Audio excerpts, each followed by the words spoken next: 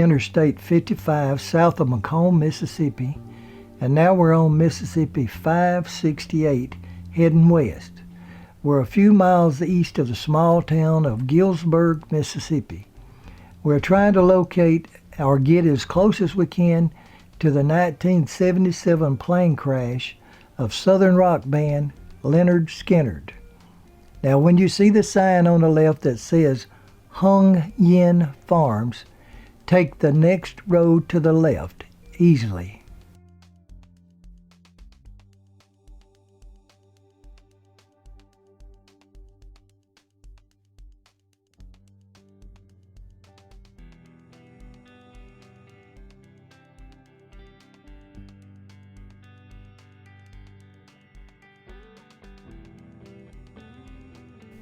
And in 1964, students from the Robert E. Lee High School in Jacksonville, Florida, formed a teenage band. Their names were Bobby Burns, Gary Rossington, Ronnie Van Zant, along with Alan Collins and Larry Junstrom. They called their band My Backyard. In the next few years, they changed their name several times. That was so that if they were barred from playing in one club, they could change their name and still play there. Now in 1970, the band was calling themselves the 1%. While playing at a local club in Jacksonville called the Forest Inn, Ronnie Van Zant, the lead singer of the group, walks up to the microphone and says, "Hey, we're Lynyrd Skynyrd, and we have come to play for you." The crowd loved it because most of them were familiar with or had some run-ins with gym teacher Lynyrd Skynyrd, a strict disciplinarian. It had been a running joke with the band for years, ever since Coach Skynyrd had sent Bobby Burns and Gary Rossington to the principal's office for wearing long hair. The name stuck, and the band Lynyrd Skynyrd was born. In 1973, Lynyrd Skynyrd's their debut album went gold. That same year, the band opened for the band The Who. They were on their way. By 1977, Lynyrd Skynyrd was one of the leading bands in the country, with such hits as Freebird, Gimme 3 Steps, Sweet Home Alabama, and Gimme Back My Bullets. On October the 20th, 1977, Lynyrd Skynyrd was in the middle of their most successful tour. And for that tour, they had leased this 2-engine, twin-prop Convair CV300 commercial airline that had been converted for private use.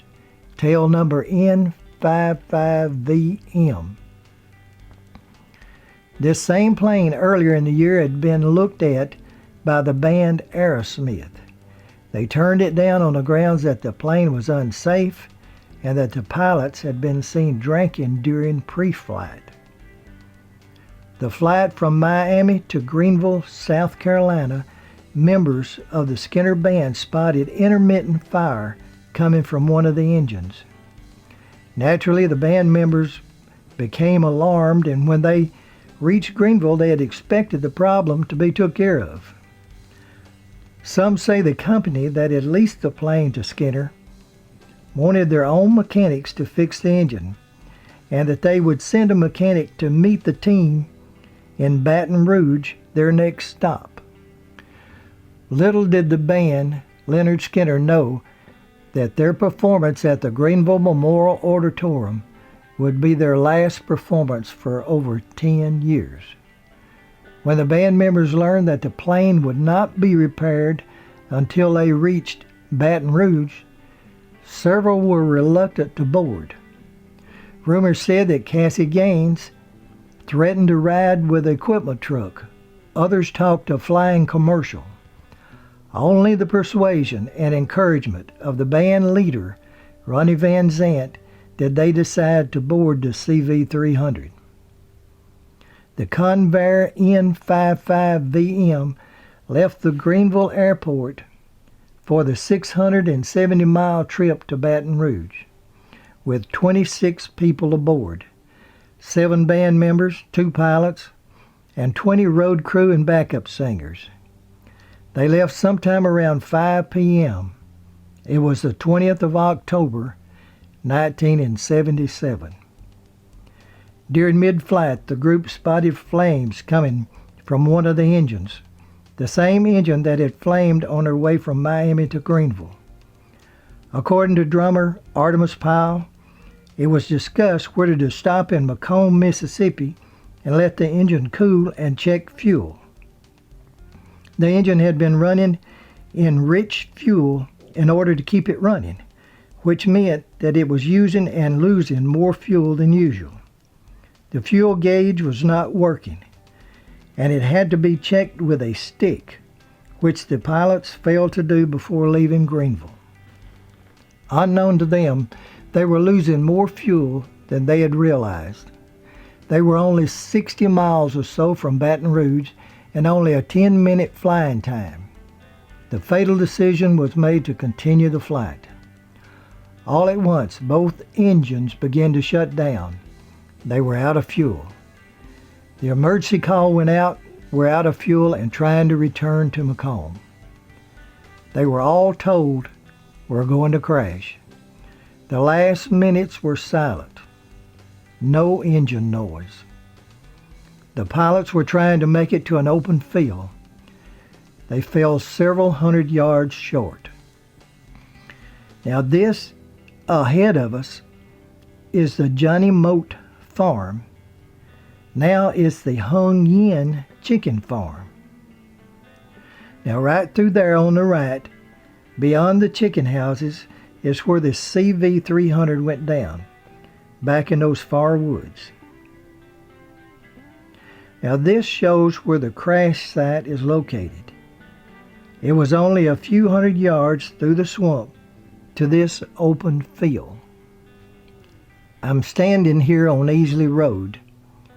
The pilot, hoping to make it to the open field, the landing gear was down, and although the pasture was not level, it would have most likely have saved lives.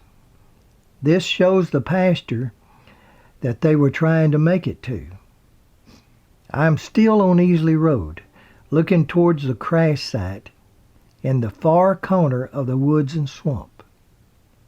Number N55V fell short of the open field, hitting tall timber. With the landing gear down, it pulled the plane sharply into the ground, and the aircraft split into 3 different pieces, clipping trees and breaking apart. Fortunately, the plane did not catch fire, causing more lives to be lost. The conveyor was out of fuel. It was believed that the pilot tried to switch to the reserve tanks and mistakenly dumped the fuel.